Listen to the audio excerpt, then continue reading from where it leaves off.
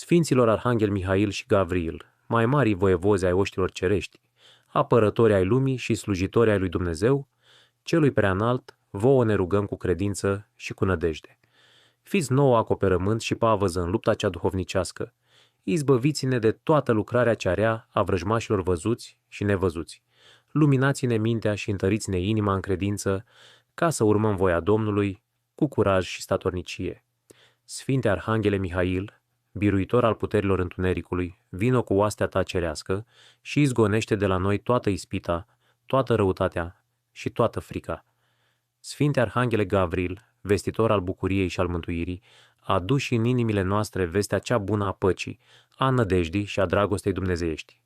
Ocrotiți-ne, Sfinților Arhangheli, pe noi, pe familiile noastre și pe întreaga lume, ca prin rugăciunile voastre să fim păziți în credință, în nădejde și în iubire, până la sfârșitul vieții noastre. Amin. Arhanghelul Mihail, cunoscut drept protectorul și războinicul divin, Mihail aduce curaj, forță și protecție celor care se află în pericol.